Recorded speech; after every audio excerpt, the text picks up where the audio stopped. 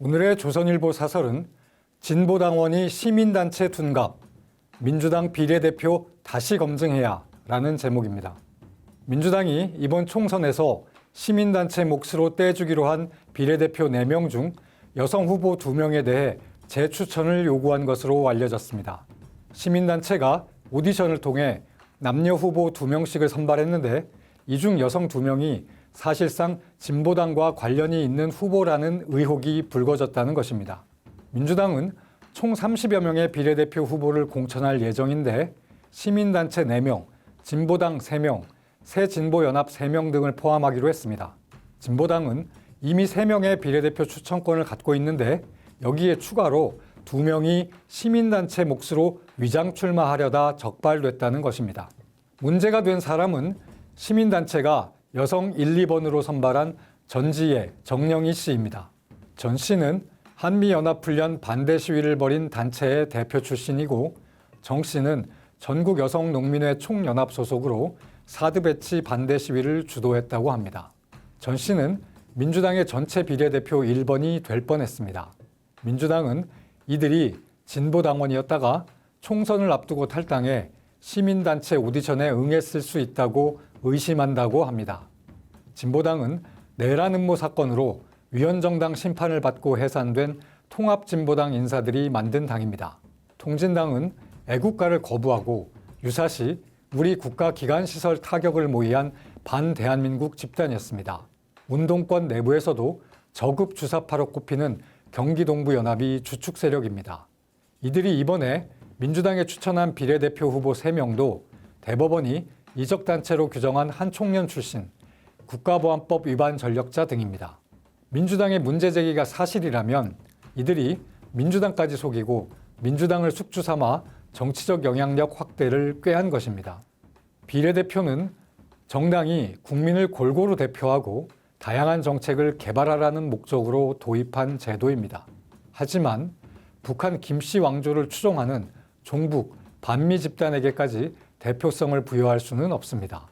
아무리 다양한 정책이 필요하다고 해도 한미동맹이라는 대한민국 안보 정책의 근간을 뛰어넘는 범위까지 확대할 수는 없습니다.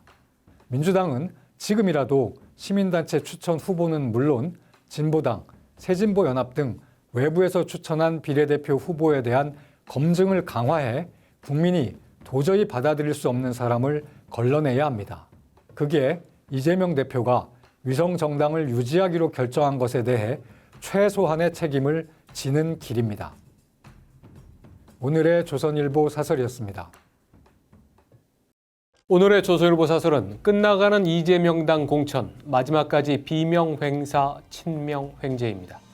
2022년 민주당의 대선 후보 경선에 출마, 이재명 대표에 맞섰던 비명계 박용진 의원이 4.10 총선에 출마할 수 없게 됐습니다. 박 의원은 1차 경선 결선의 여론조사와 권리당원 투표에서 모두 상대방을 앞섰으나 의원 평가 하위 10%에 포함돼 30% 감점을 받아 탈락했습니다. 같은 날 대장동 사건으로 기소된 정진상 전 당대표 정무조정실장 변호를 맡았던 김동화 변호사는 공천됐습니다.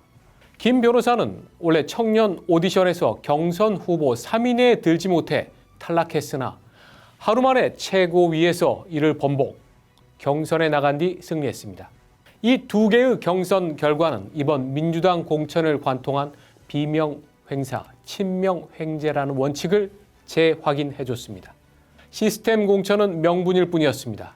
박용진 의원을 비롯해 김영주 국회 부의장, 박광원 전 원내대표, 김한정 의원 등 민주당 내에서 의정 활동이 뛰어나다고 평가되어 비명계 현역들이 현역 평가 하위 10%, 20%로 분류되는 불이익을 받았고 그것이 친명계 도전자들과의 경선에서 패배하는 결정적인 원인이 됐습니다. 이 의원들은 대부분 친명 극렬 지지층으로부터 작년 9월 이재명 대표 체포 동의안 국회 표결 때 찬성표를 던졌다고 의심받은 사람들이었습니다. 경선 기회라도 부여받은 것은 그나마 괜찮은 경우였습니다. 임종석 전 의원, 홍영표 의원은 아예 컷오프 당했습니다. 현역이나 중진들만 불이익을 당한 게 아니었습니다. 친명계 김남국 의원이 국회에서 코인 거래를 한 사실이 알려진 후에 쇄신을 요구했던 민주당 청년 정치인 8명은 개딸 등에 의해 코인 팔적으로 낙인 찍힌 끝에 총선에 나서려던 7명은 모두 컷오프되거나 경선에서 패배했습니다. 반면 이 대표에 대한 충성이 검증된 사람들은 대접을 받았습니다. 대장동, 위례, 성남FC, 백현동 등 이 대표 관련 사건을 맡은 변호사 6명도 출마했는데 현재까지 3명 공천이 확정됐고 탈락한 이는 1명뿐입니다. 방송에서 이재명 대표를 자신의 이상형이라고 꼽은 친명계 여성 도전자는 행정구역 이름도 제대로 모르는 지역구에 단수 공천됐습니다. 비명을 배제하고 친명을 밀어넣는 과정에서 무리수를 남발하다 보니 공천 심판격인 공관위 관계자 중 2명은 불공정에 항의하다 사퇴했고 1명은 불공정에 노골적으로 가담하다 무리를 일으켜 물러나게 됐습니다. 승부 조작에 동원됐다고 의심받은 여론조사 기관이 중도 퇴출되기도 했습니다. 민주당 국회의장, 총리 출신의 원로들이 공천이 불공정하다며 이 대표에게 항의했지만 소용없었습니다.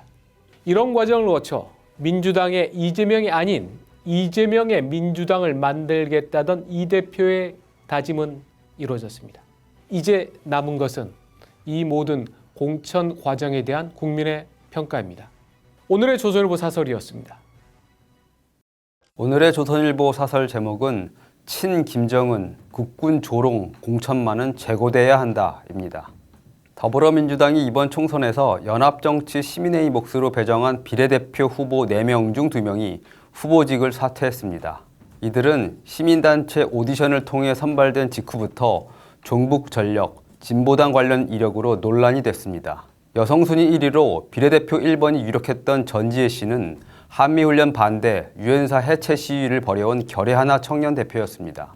여성 2위 정영희 씨는 사드 배치 반대 시위를 주도했습니다.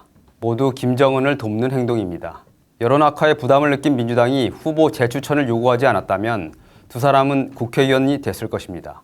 전지혜 씨가 속한 결의하나는 진보당과 긴밀한 관계고 정 씨는 진보당원 출신입니다. 진보당은 애국가를 거부하고 유사시 국가 기관시설 타격을 모의하다 해산된 통진당 인사들이 만든 당입니다. 이미 자기 당 몫으로 비례대표 후보 3명을 배정받은 진보당이 시민단체 추천이란 형식을 빌어 추가로 2명을 위장 출마시키려 했다는 의혹을 지우기 어렵습니다. 시민회의 측 비례대표 심사위원 중에는 이적단체 범민연에서 활동했던 결의하나 이사장도 있습니다. 종북 인사가 다시 선발되지 말라는 법이 없습니다. 비례대표는 국회의 전문성과 직능 대표성 등을 보완하기 위해 도입된 제도입니다. 하지만 위성정당이라는 것이 등장하면서 범죄 피의자, 종북 인사 등의 국회 진출 수단으로 악용되고 있습니다. 21대 국회에서 위성정당 소속으로 국회의원이 된 윤미향 의원은 어제도 종북 성향 단체들을 국회로 불러 한미연합훈련 중단을 요구했습니다. 민주당이 이번 총선에 공천한 비례대표 후보 중에는 귀순 어민 강제 북송 사건에 연루된 전직 국정원 차장도 있습니다. 어제는 서울 광북 을에 공천된 민주당 정봉주 전 의원이 했던 2015년 북한 목함지뢰 도발 관련 발언이 재조명됐습니다. 당시 북도발로 국군 부사관 2명이 다리를 잃었습니다. 정 전 의원은 그 2년 뒤 DMZ에 들어가서 경품을 내는 거야. 발목줄에 밟는 사람들한테 목발 하나씩 주는 이라고 했습니다. 국군 장병 전체를 조롱했습니다. 어제 사과했지만 이는 생각과 인성 전체를 의심하지 않을 수 없는 문제입니다. 북한이 아니라 천안함 함장에게 부하들 다 죽였다고 한 정청래 의원, GSGG 논란을 일으킨 김승원 의원, 태영호 의원에게 변절자라고 한 문정복 의원 등이 모두 공천됐습니다. 모두 민주당이 유리한 지역구입니다. 민주당의 재고를 바랍니다. 오늘의 조선일보 사설이었습니다. 오늘 조선일보 사설은 부상장병 조롱, 거짓사과 정봉주, 지난일 뭉게리한 이 대표입니다. 더불어민주당 서울 강북을에 공천받은 정봉주 전 의원이 과거 북한 목함지뢰 피해 장병들을 조롱한 발언에 대해 당시 직접 전화로 사과드렸다고 했습니다. 하지만 피해 장병들이 사과받은 적이 없다고 하자 당시 자유한국당 의원에게 사과드렸고 당사자에겐 못했다고 말을 바꿨습니다. 2015년 북한은 DMZ 비무장지대 남쪽 우리 측 출입문 바로 앞에 목함 지뢰들을 몰래 설치했습니다. 우리 군 부사관 2명이 이 지뢰를 밟아 다리를 잃는 중상을 입었습니다.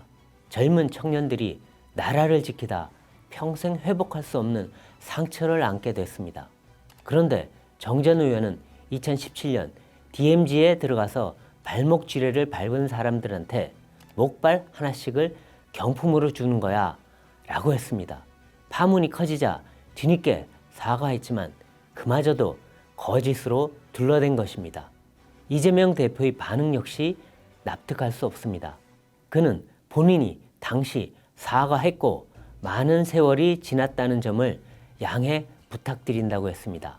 사람으로서 기본 인성이 의심되는 일인데도 사과가 사실이었는지 확인도 않은 채 뭉개고 넘어가려 한 것입니다.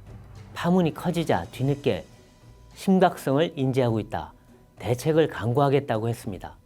정 전 의원은 그간 숱한 막말과 부적절한 언행으로 논란을 빚어왔습니다. 2015년 조계종을 북한 정권에 비유해 불교계의 반발을 샀습니다. 해명 기자회견 땐 여성 신도를 밀어 넘어뜨려 벌금 70만 원을 선고받았습니다. 유튜브에서 정치 성향이 다른 국민을 벌레라고 불렀고 여야 의원들에겐 욕설을 했습니다. 성추행 의혹으로 지난 총선 공천에서 배제됐습니다. 성추행 의혹을 보도한 기자들을 고발했지만 법원에서 기각됐습니다. 그런데도 그는 이번에 서울 강북 을구 경선 자격을 얻었습니다. 민주당은 이 지역 현역이자 비이재명계인 박용진 의원에게 최하위 평가를 줘 30% 감점을 받게 했습니다. 그 덕에 정 전 의원은 공천을 받았습니다. 이 같은 결과는 정 전 의원이 친이재명을 자처하며 이 대표를 감싸고 반대편은 막말 공격을 한 공적 덕분입니다. 대선 때 이 대표를 지지하지 않는 사람들을 향해 삶은 멸치대가리들이라고 했습니다. 지방선거 패배 책임론이 일자 왜 이재명 혼자 책임이냐, 당 전체 책임이라고 했습니다. 돈봉투 사건은 송영길 전 대표가 이재명 대표를 끌어들이면 안 된다고 했습니다. 당 비대위원장이 이 대표 말을 듣지 않자 구급 공무원으로 가라고 했습니다. 이 대표는 이런 정 전 의원을 당 교육연수원장에 임명했습니다. 어떤 교육이고 연수인가요? 민주당은 정 전 의원 공천을 재검토한다고 합니다. 공천이 취소되면 차점자인 박용진 의원을 공천하는 게 상식이고 순리입니다. 그런데 제3의 인물을 찾겠다고 합니다. 비이재명계는 무조건 쳐내겠다는 얘기입니다. 민주당 공천에선 이런 무도한 일이 거의 매일 벌어지고 있습니다. 오늘 조선일보 사설이었습니다. 오늘의 조선일보 사설 제목은 대통령은 또 여론 비판 부른 결정, 참모는 회칼 테러 운운입니다. 국민의힘이 지난 14일 5.18 폄훼 논란이 제기된 대구 중남구 도태후 후보의 공천을 취소했습니다. 전날 사과의 진정성이 있다며 공천을 유지한다고 밝힌 지 하루 만입니다. 논란을 뭉개다가 여론이 계속 악화하자 뒤늦게 공천을 번복한 것입니다.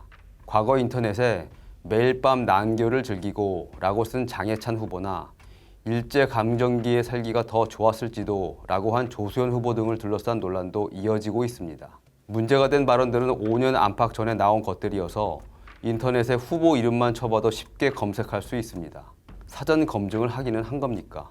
이런 가운데 황상무 대통령실 시민사회 수석이 출입기자들과 식사 자리에서 MBC는 잘 들어 내가 정보사 나왔는데 1988년에 경제신문 기자가 허벅지에 칼 2방이 찔렸다고 말했다고 합니다. 군사정권 시절 정보사 군인들이 군의 비판적 칼럼을 쓴 기자를 습격한 정보사 회칼 테러를 언급한 것입니다. 황 수석은 농담이라고 했다지만 이런 농담도 있습니까? 기자 출신인 황 수석은 이것이 얼마나 심각한 반언론적 망언인지도 모르는 사람입니까? 언론단체들이 언론계 전체에 대한 협박이라며 황 수석 사퇴를 촉구한 것도 무리가 아닙니다. 황 수석은 같은 자리에서 5.18과 관련해 훈련받은 누군가 있지 않고야 일반 시민이 그렇게 조직될 수 없다며 북한 배후설도 거론했다고 합니다. 아무리 비보도를 전제로 한 비공식 식사 자리라 해도 대통령의 주요 참모는 언론 앞에서 할 말, 안 할 말을 구분해야 합니다. 가뜩이나 정치권의 막말 논란이 비판받는데 대통령을 보좌하는 핵심 참모가 입조심은커녕 사려 깊지 못한 발언으로 논란에 기름을 붓고 있습니다. 최근 윤 대통령은 해병대원 사망사고 수사 외압 의혹으로 피의자 신분인 이종섭 전 국방장관을 호주 대사로 임명하고 굳이 급히 출국시켜 비판을 받고 있습니다. 잠시 잠잠하던 윤 대통령의 부정적 측면이 다시 부각돼 국민의힘 총선 출마자들이 전전긍긍한다고 합니다. 대통령실은 불거진 여러 문제에 대해 국민이 납득할 만한 조치를 취해야 합니다. 오늘의 조선일보 사설이었습니다.